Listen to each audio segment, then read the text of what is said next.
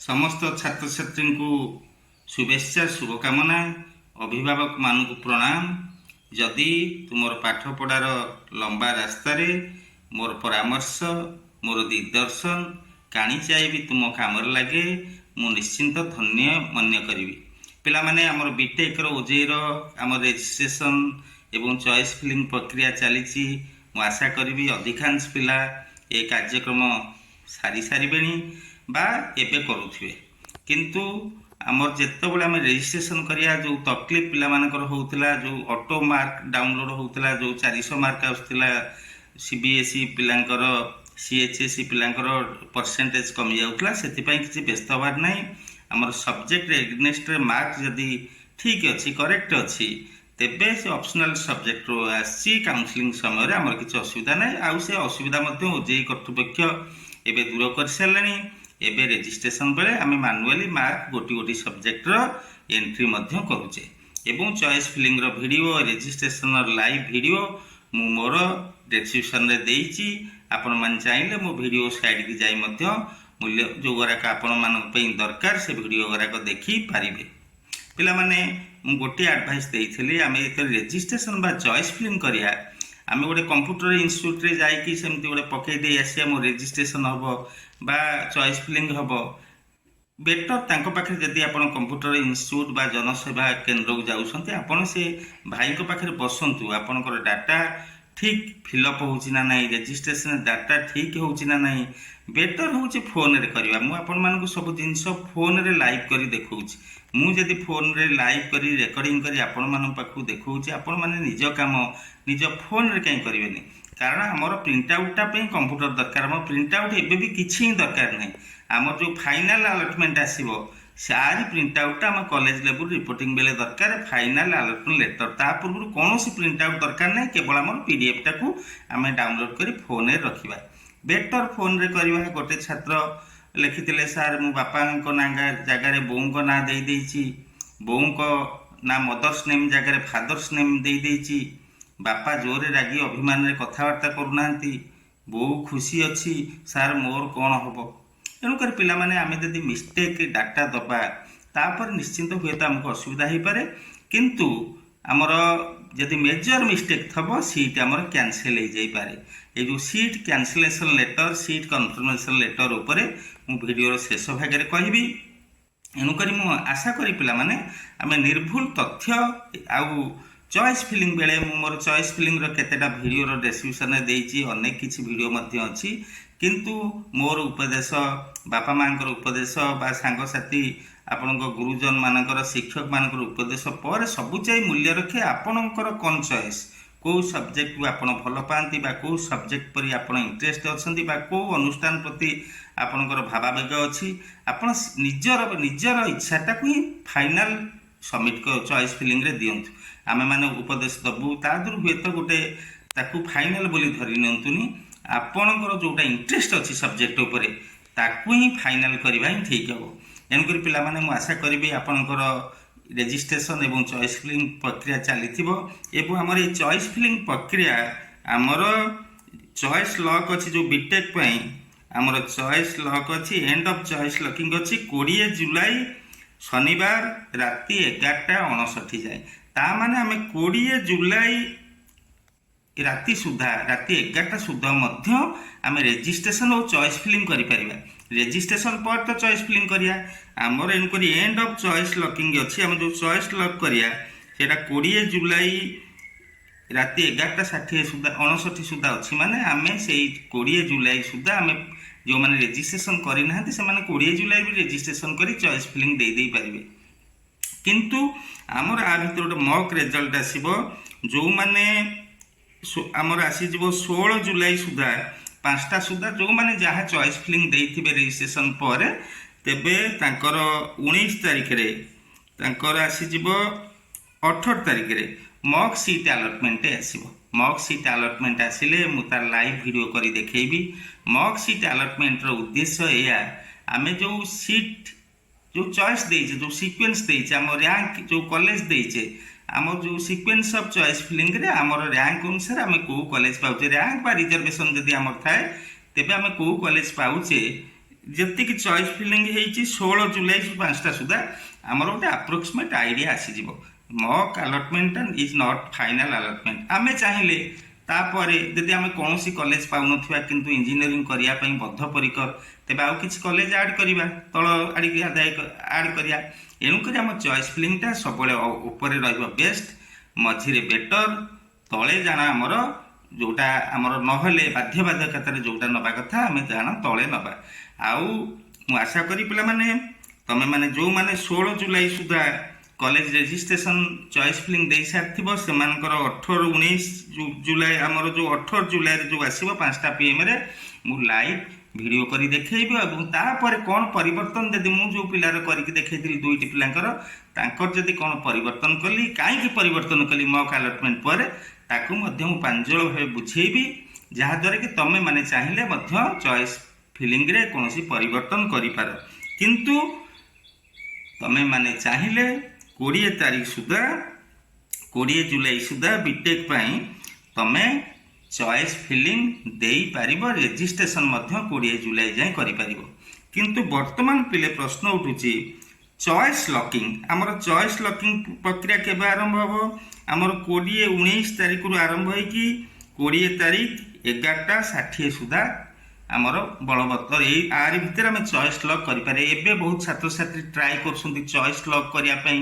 ଏତେ କ'ଣ ଆମର ଚଏସ୍ ଲକିଂ ଗୋଟେ ଅଛି ଆମର କାଉନସିଲିଂ ସିଡ୍ୟୁଲରେ, ଚଏସ୍ ଲକିଂ କେବେ ହେବ ତାର ଟାଇମ୍ ଦିଆହେଇଛି। ଏଇଟା 19 ଜୁଲାଇ 11:30ରୁ ଆରମ୍ଭ ହେଇକି 20 ଜୁଲାଇ 11:59 ରାତି 11:59 PM ତା ଭିତରେ ଚଏସ୍ ଲକିଂ ପାଇଁ ଆମର ଅପସନ୍ ଆସିବ। ଆମର ଚଏସ୍ ଲକିଂ ପିଲାମାନେ କିଛି କରିବା ଦରକାର ନାହିଁ, ଆମର ଖାଲି ସେଭ୍ କରି ରଖିଦେଲେ ସେ ସିଷ୍ଟମ୍ ଲକ୍ କରିବ। ଏଣୁକରି ସେ ଚଏସ୍ ଲକ୍ ପାଇଁ you are not worried about choice locking. ତମେ ଚଏସ୍ ଲକିଂ ନ କଲେ ମଧ୍ୟ ସିଷ୍ଟମ୍ଟାକୁ ରାତି 20 ଜୁଲାଇ 11:59 ବା 12ଟା ବେଳେ ଅଟୋମେଟିକାଲି ତମ ଚଏସ୍ ଲକ୍ ହେଇଯିବ, ସିଷ୍ଟମ୍ ଲକ୍ କରିଦେବ। ଏଣୁକରି ଚଏସ୍ ଲକିଂ ଯଦି ହେବ ମୁଁ ବି ମଧ୍ୟ ଯଦି ଲକ୍ କରେ ତାର ଭିଡ଼ିଓ ମଧ୍ୟ ଦେଖେଇବି। କିନ୍ତୁ ବର୍ତ୍ତମାନ ପ୍ରଶ୍ନ ଉଠୁଛି, ମୁଁ ଯେଉଁ ଥମ୍ବନେଲ୍ରେ ଲେଖିଛି ଫାର୍ଷ୍ଟ ରାଉଣ୍ଡ ଆଲଟମେଣ୍ଟ ପାଇଁ ରେଡ଼ି ତ? ରେଡ଼ି ମାନେ କ'ଣ ଆମେ ରେଡ଼ି ହେବା? ଆମର ତ ମକ୍ ରେଜଲ୍ଟ ପରେ ଫାର୍ଷ୍ଟ ରାଉଣ୍ଡ ଆଲଟମେଣ୍ଟ ଆମର କେତେ ତାରିଖରେ ଆସିବ? ଆମର ସେଇଟା 23 ଜୁଲାଇ 5ଟା ବେଳେ ଆମର ଡିସପ୍ଲେ ଅଫ୍ ଫାର୍ଷ୍ଟ ରାଉଣ୍ଡ ଆସିବ। ପିଲାମାନେ ଆଉ ଗୋଟେ କଥା ମଧ୍ୟ କହିଦେଉଛି, ଯେତେବେଳେ ଫାର୍ଷ୍ଟ ରାଉଣ୍ଡ ଆଲଟମେଣ୍ଟ ଆସିବ ବା ଯେତେବେଳେ ଗୋଟେ ନୂଆ ଜିନିଷ ଆସିବ ନିଶ୍ଚିନ୍ତ ଆମର OJEI ସାଇଟ୍ OJEI.nic.in ଯେତେବେଳେ ଆମେ ଯିବା, ଆମେ ଲଗ୍ଇନ୍ ପାସୱାର୍ଡ଼ ଦେଲା ପରେ ଯେତେବେଳେ କ୍ୟାପଚା କୋଡ଼୍ ଦେବା ସେ ଇନଭାଲିଡ୍ କ୍ୟାପଚା କୋଡ଼୍ ଲେଖିବ। ତମେ ସେଥିପାଇଁ କଦାପି ବ୍ୟସ୍ତ ବିବ୍ରତ ହେବନି, କାରଣ OJEI ସାଇଟ୍ ନିଶ୍ଚିନ୍ତ ମେଣ୍ଟେନାନ୍ସ ମୋଡ଼ରେ ରହିବ। ଯେକୌଣସି ଆଲଟମେଣ୍ଟ ଆସିବ, ଯେଉଁ ଫାର୍ଷ୍ଟ ହେଉ ସେକେଣ୍ଡ ହେଉ ଥାର୍ଡ଼ ହେଉ, ଯେତେବେଳେ ଆଲଟମେଣ୍ଟ ଟାଇମ୍ ପୂର୍ବରୁ ନିଶ୍ଚିନ୍ତ ସେ ମେଣ୍ଟେନାନ୍ସ ମୋଡ଼କୁ ଯିବ। ତମେ ଏତେ ଲଗ୍ଇନ୍ କରିବାକୁ ଚାହୁଁଛ ତମେ ବିଫଳ ହେବ। ଆମେ କ୍ୟାପଚା କୋଡ଼୍ ଦେଲେ ସେ ନିଶ୍ଚିନ୍ତ ଲେଖିବ ଇନଭାଲିଡ୍ କ୍ୟାପଚା କୋଡ଼୍। ତମେ ସେଥିପାଇଁ ବ୍ୟସ୍ତ ବିବ୍ରତ ହେବନି, ତମେ ଜାଣିବ ଯେ ତାଙ୍କର ମେଣ୍ଟେନାନ୍ସ ମୋଡ଼ରେ ବା ତାଙ୍କର କିଛି ପ୍ରକ୍ରିୟା ଚାଲିଛି, ଗୋଟେ ରେଜଲ୍ଟ ସେମାନେ ବାହାର କରିବାକୁ ଯାଉଛନ୍ତି। ଏଣୁକରି ସେଥିପାଇଁ ବିଲକୁଲ ବ୍ୟସ୍ତ ହେବ ନାହିଁ। କିନ୍ତୁ ଆମର ତ ଯାହା ହେଲେ ବି 23 ତାରିଖରେ ଆମର 23 ଜୁଲାଇ 5ଟା ବେଳେ ଆଲଟମେଣ୍ଟ 1 ଆସିପାରେ, 5ଟା ହେଇପାରେ, 4ଟା ବି ହେଇପାରେ, ଆଉ ମଧ୍ୟ ବିଳମ୍ବ ବି ହେଇପାରେ। ଇଏ ଟେଣ୍ଟାଟିଭ୍ ସିଡ୍ୟୁଲ୍, ଏଥିରେ ବି ଡେରି ହେଇଯାଇପାରେ ବି ଟିକେ। ଏଣୁକରି ତମର ସେଇ 5ଟା ମାନେ 5ଟା ବେଳେ ବାହାରିଲେ ତ ଭଲ କଥା, କିନ୍ତୁ ବିଳମ୍ବ ମଧ୍ୟ ହେଇପାରେ। ସେଥିପାଇଁ ବ୍ୟସ୍ତ ହେବନି। ଯଦି ତମର ଲଗ୍ଇନ୍ କଲେ ସାଇଟ୍ ଓପନ୍ ହେଲାନି ସେଥିପାଇଁ ମଧ୍ୟ ବ୍ୟସ୍ତ ହେବ ନାହିଁ, ସେ ଖୋଲିବ, ସେ ମେଣ୍ଟେନାନ୍ସ ମୋଡ଼ରେ ଥାଏ। କିନ୍ତୁ ମୁଁ ଯେଉଁ କହିଛି ରେଡ଼ି ତ, ଆମର ଯେତେବେଳେ ଫାର୍ଷ୍ଟ ଆଲଟମେଣ୍ଟରେ ଯେଉଁମାନେ କଲେଜ ପାଇବ ସମସ୍ତେ କଲେଜ ପାଇବ ବୋଲି ସେମିତି କିଛି ମାନେ ନାହିଁ। ଯେଉଁମାନେ କଲେଜ ପାଇବ ନିଜକୁ ଏବେଠୁ ପ୍ରସ୍ତୁତ କରିନିଅ। ଆମର କଲେଜ ଯଦି ଆମର matric certificate, 10th certificate, marksheet, ଯଦି ସାର୍ଟିଫିକେଟ୍ ମାର୍କସିଟ୍ ଗୋଟିଏ ହେଇଥିବ ତେବେ 2 ଜାଗାରେ ଗୋଟିଏ ଅପଲୋଡ଼ କରିବ। ତୁମ ଫୋନ୍ରେ ବେଟର ଫୋନ୍ରେ କର, ଫୋନ୍ରେ ପୁରା କ୍ଲିଅର ଫଟୋ ଉଠେଇ ତାକୁ 50ରୁ 300 KB ଭିତରେ PDF କରି ଏବେଠୁ ସାଇତି ରଖ। ମେଟ୍ରିକ୍ ସାର୍ଟିଫିକେଟ୍, +2 ସାର୍ଟିଫିକେଟ୍, ଯେଉଁମାନେ ରିଜର୍ଭେସନ୍ କାଟାଗୋରୀରେ ଅଛ ରିଜର୍ଭେସନ୍ର ସାର୍ଟିଫିକେଟ୍ ତାକୁ ଫଟୋ ଉଠେଇ ତାକୁ PDF କରିବ। 50ରୁ 300 KB ଭିତରେ ରଖିବ, ସେ ଲେଖା ହେଇଥିବ ସେଠି। ଆଉ ଯେଉଁମାନେ ପିଲାମାନେ EWS ସାର୍ଟିଫିକେଟ୍, ଯେଉଁମାନେ EWS କ୍ଲେମ୍ କରିଛ, ଯଦି ତାଙ୍କର ସାର୍ଟିଫିକେଟ୍ଟା 31 ମାର୍ଚ୍ଚ ପରେ 31 ମାର୍ଚ୍ଚ 2024 ପରେ ସେଇଟା ହେଉଛି ଇସ୍ୟୁ ହେବା କଥା। ବା ଯେଉଁମାନେ TFW ପାଇଁ କ୍ଲେମ୍ କରିଛ ତାଙ୍କର ଇନକମ୍ ସାର୍ଟିଫିକେଟ୍ 31 ମାର୍ଚ୍ଚ 2024 ପରେ ଇସ୍ୟୁ ହେବା କଥା। ତେଣୁକରି ଯଦି ବି ଇସ୍ୟୁ କରିନ, ମୁଁ ଯେଉଁ ରେଡ଼ି ତ ବୋଲି କହିଛି, ତୁମେ ଏବେ ମଧ୍ୟ ସମୟ ଅଛି। କାରଣ ଆମର ଫାଷ୍ଟ ଆଲଟମେଣ୍ଟ ପରେ ଆମର ସାର୍ଟିଫିକେଟ୍ ଅପଲୋଡ଼ ପୁରା ଅଛି 23 ରୁ 28 ତାରିଖ। 23 ରୁ 28 ଗୋଟେ ୱିକ୍ ପୁରା ରହିଲାଣି। ତୁମେ ଯଦି ନାହିଁ ତୁମ ପାଖରେ ଫ୍ରେଶ୍ ଜିନିଷ, ମୁଁ ଚାହୁଁଛି ତୁମେ ରେସିଡେନ୍ସ, ତୁମର ଇନକମ୍, EWS ସବୁ ଫ୍ରେଶ୍ ସାର୍ଟିଫିକେଟ୍ ଛାଡ଼। ଯଦି ଆମର ଯେତେବେଳେ ସାର୍ଟିଫିକେଟ୍ ଭେରିଫିକେସନ୍ ହେବ ପିଲାମାନେ ଡିଫରେଣ୍ଟ ପର୍ସନ୍ ମାନେ ଭେରିଫାଇ କରିବେ। ଆପଣ ଯେତେବେଳେ ସିଟ୍ କନଫର୍ମେସନ୍ ଲେଟର୍ କି ସିଟ୍ କ୍ୟାନସଲେସନ୍ ଲେଟର୍ ପାଇବେ, ତଳେ ଲେଖା ହେଇଥିବ ଭେରିଫାଏଡ୍ ବାଇ ନେମ୍ ଲେଖା ହେଇଥିବ, ଭେରିଫାଇଂ ଅଫିସରଙ୍କ ନାଁ ଲେଖା ହେଇଥିବ। ହୁଏତ ପର୍ସନ୍ ଟୁ ପର୍ସନ୍ ଭ୍ୟାରି କରିପାରେ, କୌଣସି ଜିନିଷକୁ ସେମାନେ ଅବଜେକ୍ସନ୍ କରି କ୍ୱାରି ଆଣିବେ, କ୍ୱାରି ଆଣିଲେ ଆମେ ଆନ୍ସର୍ ଦେବା। କିନ୍ତୁ ଆମେ ଯେଉଁ ଇମ୍ପୋର୍ଟାଣ୍ଟ ସାର୍ଟିଫିକେଟ୍ ଗୁଡ଼ାକ, ଯଦି ଆମର ଇନକମ୍ ସାର୍ଟିଫିକେଟ୍ ନାହିଁ, ପୁରୁଣା ଅଛି, ତେବେ ଏବେ ତାକୁ ଆପ୍ଲାଏ କରି କାଢ଼ିପାରିବ। ଗୋଟେ ସପ୍ତାହ ଭିତରେ ଆସିଯିବ। ତହସିଲ ଅଫିସ୍ ଯାଇ ରିକ୍ୱେଷ୍ଟ କଲେ ସେମାନେ ପଠାଇଦେବେ। EWS ସାର୍ଟିଫିକେଟ୍ ଯେଉଁମାନଙ୍କର ଫ୍ରେଶ୍ ଆସିନି ସେଥିପାଇଁ ଯତ୍ନବାନ ହୁଅ। ଯେଉଁମାନଙ୍କର ଫାଦର ମଦର ମାନେ ଚାକିରି କରିନାହାନ୍ତି କିନ୍ତୁ ସେମାନେ are your parents working in Odisha, yes ମାରିଦେଇଛ, ତାଙ୍କର ଏମ୍ପ୍ଲୟମେଣ୍ଟ ସାର୍ଟିଫିକେଟ୍ ଦରକାର ହେବ। ସେଥିପାଇଁ ଯଦି ଚାକିରି କରିନାହାନ୍ତି ତେବେ ବ୍ୟସ୍ତ ହେବାର ନାହିଁ। ଗୋଟେ ପ୍ଲେନ୍ କାଗଜରେ ଲେଖିଦେବ ନଟ୍ ଆପ୍ଲିକେବୁଲ୍ ଫର୍ ମି, ସେଇ PDFଟା କରିକି ତାକୁ ସେଇ ଏମ୍ପ୍ଲୟମେଣ୍ଟ ସାର୍ଟିଫିକେଟ୍ ଜାଗାରେ ଅପଲୋଡ଼ କରିଦେବ। ଏବଂ ଯେଉଁ ଯାହାର ଫାଦର ପ୍ୟାରେଣ୍ଟସ୍ ମାନେ ଚାକିରି କରିଛନ୍ତି, ଧର ଜଣଙ୍କର ବାପା ଟିଚର ଅଛନ୍ତି, ସେ ତାଙ୍କ ହେଡ୍ ସାର୍ଙ୍କଠୁ ଗୋଟେ ପ୍ଲେନ୍ କାଗଜରେ ପ୍ୟାଡ଼ରେ ହେଉ ସିଲ୍ ମାରିଦେବେ, ତଳେ ସିଗ୍ନେଚର କରିଦେବେ। ସେ ଲେଖିଦେବେ ଦି ପର୍ସନ୍ ଅମକ ଫାଦର ଅଫ୍ ଅମକ has been working in my office as a teacher from ଏତେ ମସିହାରୁ ଚାକିରି କରୁଛନ୍ତି। ଗୋଟେ ସିଲ୍ଟେ ବଜାବ, ଦିସ୍ ଇଜ୍ ଏମ୍ପ୍ଲୟମେଣ୍ଟ ସାର୍ଟିଫିକେଟ୍। ଏଇଟା ଗୋଟେ କିଛି ବଡ଼ କଥା ନୁହଁ। ଏଣୁକରି ତୁମର ଧର ଗୋଟେ ପିଲା ଧର EWS ସାର୍ଟିଫିକେଟ୍ ନାହିଁ, EWSଟାକୁ ଏସ୍ କରିଦେଇଛି। ଯେଉଁ ସିଟ୍ କ୍ୟାନସେଲ୍ ଯେଉଁ ହୁଏ, ମୁଁ ଯେଉଁ କହୁଛି, ଆମେ ଯେତେବେଳେ ସାର୍ଟିଫିକେଟ୍ ସବୁ ଅପଲୋଡ଼ କରିବା ସେମାନେ ଭେରିଫାଇ କରିବେ, ତାହେଲେ ସିଏ ତାପରେ ଭେରିଫାଇଂ କଲା ପରେ ସିଟ୍ କନଫର୍ମ, ଆମେ ଯେଉଁ ଡାଟା ଦେଇଥିଲେ ରେଜିଷ୍ଟ୍ରେସନ୍ ବେଳେ ଆମେ ଯେଉଁ ସାର୍ଟିଫିକେଟ୍ ଅପଲୋଡ଼ କଲେ ଯଦି କରେକ୍ଟ ଥିବ, ସିଟ୍ କନଫର୍ମେସନ୍ ଲେଟର୍ ଆସିବ, ନଚେତ୍ ସିଟ୍ କ୍ୟାନସଲେସନ୍ ଲେଟର୍ ଆସିବ। ଯଦି ଆମେ EWS କ୍ଲେମ୍ କରିଛେ, EWS କୋଟାରେ ଆମେ ସାର୍ଟିଫିକେଟ୍ ପାଇଗଲେ, କି SC ST କ୍ଲେମ୍ କରିଛେ, SC ST କୋଟାରେ ଆମେ ଫାଷ୍ଟ ରାଉଣ୍ଡ ବା ଯେକୌଣସି ରାଉଣ୍ଡରେ କଲେଜ ପାଇଗଲେ, ବ୍ରାଞ୍ଚ ପାଇଗଲେ, କିନ୍ତୁ ଆମେ ସାର୍ଟିଫିକେଟ୍ ଅପଲୋଡ଼ କରିପାରିଲେନି, ତାହେଲେ ସେଠି କ'ଣ ହେବ ନା ସିଟ୍ କ୍ୟାନସେଲ୍ ହେଇଯିବ। ଆମେ ଯେଉଁ ସିଟ୍ ପାଇଥିବା ସିଟ୍ କ୍ୟାନସେଲ୍ ହେଇକି ନେକ୍ସଟ ରାଉଣ୍ଡରେ ଆମର ୱିଦାଉଟ୍ ରିଜର୍ଭେସନ୍ରେ ଯଦି ଆମେ ରିଜର୍ଭେସନ୍ ସାର୍ଟିଫିକେଟ୍ ସବମିଟ୍ କରିପାରିଲେନି ବା ସବମିଟ୍ କଲେ ମଧ୍ୟ ତା ଦେହରେ ଭୁଲ ଭଟକା ରହିଲା, ନେକ୍ସଟ ରାଉଣ୍ଡରେ ଆମର ଜେନେରାଲରେ ଆମେ ସିଟ୍ ପାଇବା। ଆଉ ଯଦି ମେଜର ମିଷ୍ଟେକ୍ ଥିବ, ସେ ସିଟ୍ କ୍ୟାନସଲେସନ୍ ଲରେ ଲେଖା ହେଇଯିବ the seat have been cancelled and the candidate allowed for further round, ମାନେ ଫର୍ଦର ରାଉଣ୍ଡରେ ସେ ୱିଦାଉଟ୍ ରିଜର୍ଭେସନ୍ରେ ସେ ପାଇବ।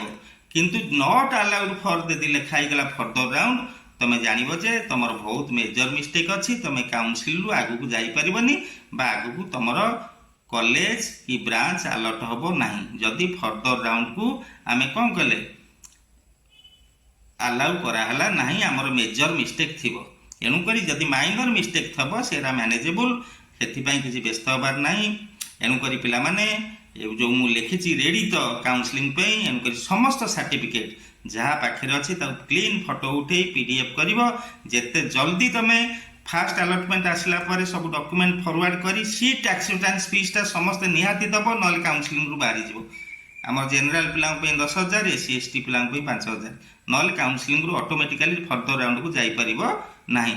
ଏଣୁକରି ଏବେ ତାକୁ ରେଡ଼ି କର। ଯେଉଁମାନଙ୍କର ସାର୍ଟିଫିକେଟ୍ ଫ୍ରେଶ୍ ନାହିଁ, ଏବେ ମଧ୍ୟ ସମୟ ହାତରେ ଅଛି, ତାକୁ ସବୁ ତୁମେ ଯୋଗାଡ଼ ଯନ୍ତ୍ର କର। ଯେମିତି ଆମର ଫାଷ୍ଟ ରାଉଣ୍ଡ ଆଲଟମେଣ୍ଟ ଆସିଲେ ମୁଁ ତାର ଲାଇଭ୍ ଭିଡ଼ିଓ, ସାର୍ଟିଫିକେଟ୍ ଅପଲୋଡ଼ର ଲାଇଭ୍ ଭିଡ଼ିଓ ମଧ୍ୟ ଛାଡ଼ିବି।